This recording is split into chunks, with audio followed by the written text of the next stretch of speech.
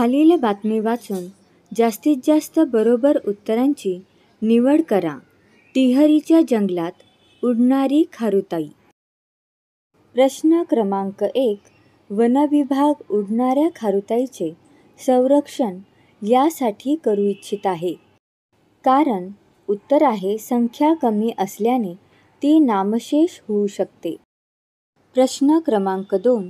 उडणाऱ्या खारुताईच्या बाबतीत कोणती गोष्ट खरी नाही? उत्तर आहे 2.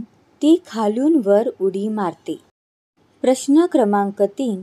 वन विभाग कोणाची माहिती मिळवत आहे? उत्तर आहे 1. उडणाऱ्या खारुताईच्या परिवाराची. प्रश्न क्रमांक 4. वन कर्मचारी आश्चर्यचकित का झाले? उत्तर आहे खारुताई गेस्ट हाऊसजवळ दिसली होती म्हणून वन कर्मचारी आश्चर्यचकित झाले. प्रश्न क्रमांक 5. निसर्गप्रेमींसाठी चांगली बातमी काय आहे? उत्तर आहे दुर्मिळ प्रजातींच्या खारुताई टिहरीमध्ये सापडणे. प्रश्न क्रमांक 6. उडणाऱ्या खारुताईचे नाव उडणारी खारुताई असे पडले याचे कारण? 3. असे वाटते की ती उडत आहे. खालील उतारा वाचून सर्वाधिक योग्य उत्तर निवडा. प्रश्न क्रमांक 7. उतार्यानुसार लेखक तळघरात जाण्यासाठी उत्तर आहे 3. असमंजस स्थितीमध्ये होता. प्रश्न क्रमांक 8. लेखक काय विचार करून तळघरात गेला? उत्तर आहे 2. तळघरातील विषारी हवा निघून गेली असेल. प्रश्न क्रमांक 9. तळघरातील दृश्य पाहून लेखकाला कशाची आठवण आली? उत्तर आहे 1. 22 वर्षापूर्वीची घटना. प्रश्न क्रमांक 10. लेखकाचे डोळे दिपून जात होते. उत्तर आहे 2. जेव्हा टॉर्चचा प्रकाश हिरे जवाहिरांवर पडला. प्रश्न क्रमांक 11. उतार्यामध्ये कोणत्या वारसाची गोष्ट सांगितली आहे? उत्तर आहे 3. पापपुण्याच्या वारसाची. प्रश्न क्रमांक 12. लेखकाकडे कोणत्या प्रश्नांचे उत्तर नव्हते? उत्तर आहे 4. आपल्या वंशत्वाला याच ठिकाणी संपवून टाकू की नको? खालील जाहिरात वाचून सर्वाधिक योग्य पर्याय निवडा. प्रश्न क्रमांक 13. हे प्रदर्शन वस्त्र मंत्रालयाने कोणाच्या संयुक्त विद्यमाने आयोजित केले आहे? उत्तर आहे 4. उत्तर पूर्व क्षेत्र विकास मंत्रालय. प्रश्न क्रमांक 14. हे प्रदर्शन कोणत्या कालावधीमध्ये आयोजित केले आहे? उत्तर आहे 1 ते 14 डिसेंबर 2016. प्रश्न क्रमांक 15. हे प्रदर्शन कोणाला प्रोत्साहित करते? उत्तर आहे 3. शिल्पकाराला. प्रश्न क्रमांक 16. या प्रदर्शनाचे आयोजन कोठे केले गेले आहे? उत्तर आहे 2. हँडलूम हाट, जनपथ, नवी दिल्ली. प्रश्न क्रमांक 17. या प्रदर्शनाचे विशेष आकर्षण काय नाही? उत्तर आहे 1. बूट, चप्पल आणि सँडल. प्रश्न क्रमांक 18. या प्रदर्शनामध्ये नगदी पैशाशिवाय खरेदी करता येऊ शकते का? उत्तर आहे 1. होय. खालील उतारा वाचून सर्वाधिक योग्य पर्यायाची निवड करा. प्रश्न क्रमांक 19. तलावासाठी आगोरचे काय महत्त्व आहे? उत्तर आहे 2. आगोरमधून पाणी तलावात एकत्र होते. प्रश्न क्रमांक 20. दगडाचे सुंदर स्तंभ कशाचा संकेत देतात? उत्तर आहे 1. आगोरचा संकेत देतात. प्रश्न क्रमांक 21. आगोरच्या आजूबाजूला बूट घालून येण्यास मनाई आहे, थुंकण्यास मनाई आहे असे बोर्ड लावण्याची आवश्यकता का नाही? उत्तर आहे 4. सर्व लोक साफसफाईबाबत जागरूक आहेत. प्रश्न क्रमांक 22. नवीन बनवलेल्या तलावामध्ये जीवजंतू का सोडले जात असत? उत्तर आहे 3. पाण्याची शुद्धता टिकवून ठेवण्यासाठी. प्रश्न क्रमांक 23.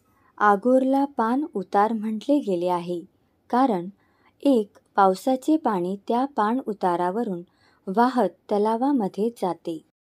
प्रश्न क्रमांक 24. मगर कोणत्या प्रकारच्या तलावामध्ये सोडली जात असे?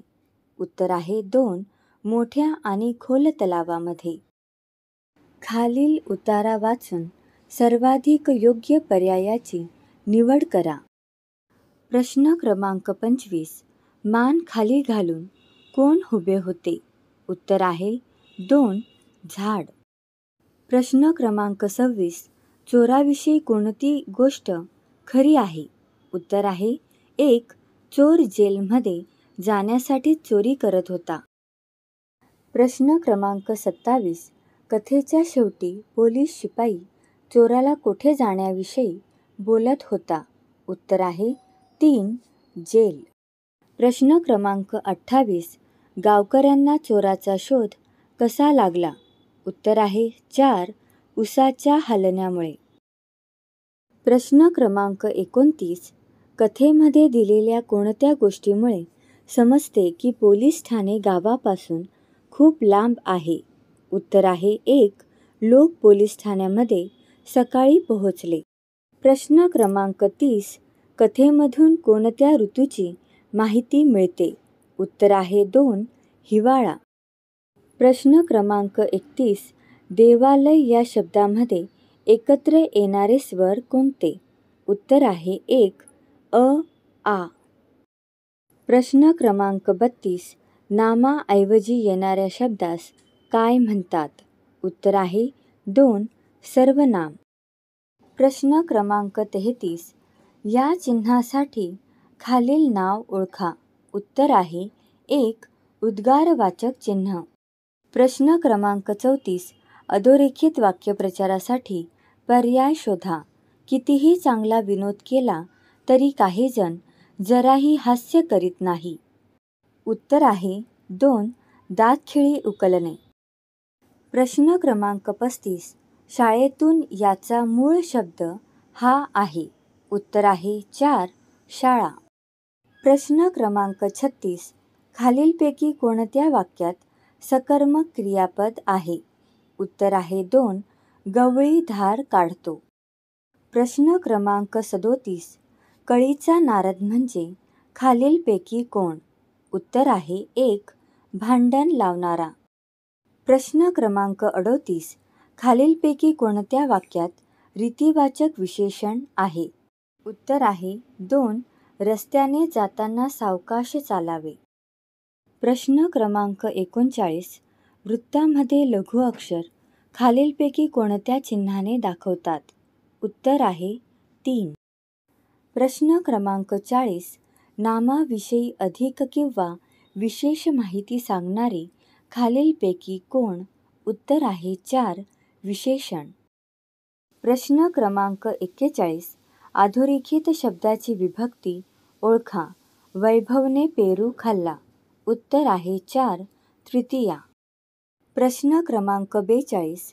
खालीलपैकी प्रश्नार्थक सर्वनाम कोणते? उत्तर आहे 1 कोण. प्रश्न क्रमांक 43. अशुद्ध वाक्य ओळखा. उत्तर आहे 2 माझ्यासाठी 1 पेन आणा. प्रश्न क्रमांक 44. अधोरेखित शब्दाचे अव्यय ओळखा. शाब्बास तू सुंदर चित्र काढले. उत्तर आहे 4 केवळ प्रयोगी अव्यय. प्रश्न क्रमांक 45. विभक्ती कशावरून मानावी? उत्तर आहे 2 प्रत्यय. प्रश्न क्रमांक 46.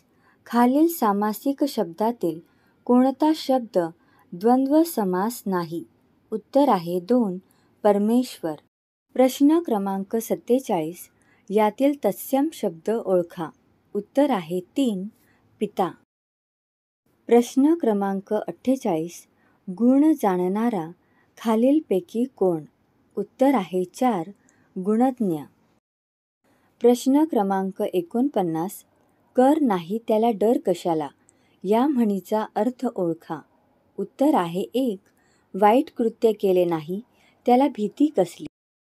प्रश्न क्रमांक 50. लेखन नियमानुसार अचूक शब्द ओळखा. उत्तर आहे 1. आशीर्वाद. प्रश्न क्रमांक 51. आभाळागत माया तुझी आम्हावरी राहू दे या ओळीतील अलंकार ओळखा. उत्तर आहे 4. उपमा. प्रश्न क्रमांक 52. उपसर्ग नसलेला शब्द ओळखा. उत्तर आहे 4. लेखक. प्रश्न क्रमांक 53. आरती सुरू झाली, घंटा नाद सुरू झाला यातील केवळ वाक्य कोणते? उत्तर आहे 1. आरती सुरू झाल्यावर घंटानाद सुरू झाला. प्रश्न क्रमांक 54.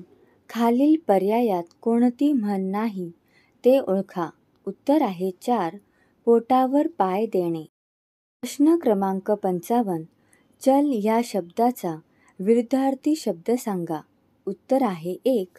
अचल. प्रश्न क्रमांक 56. परभाषीय शब्द ओळखा. उत्तर आहे 3. टेबल. प्रश्न क्रमांक 57. एकेरी अवतरण चिन्ह केव्हा वापरतात? उत्तर आहे 1. दुसऱ्यांचे मत सांगताना. प्रश्न क्रमांक 58. ट्रान्सलेशन हा शब्द कोणत्या मराठी शब्दाचा पर्यायी शब्द आहे? उत्तर आहे 2. भाषांतर. प्रश्न क्रमांक 59. मुलांनो शांत बसा या वाक्यातील अधोरेखित शब्दाचा कारकार्थ ओळखा.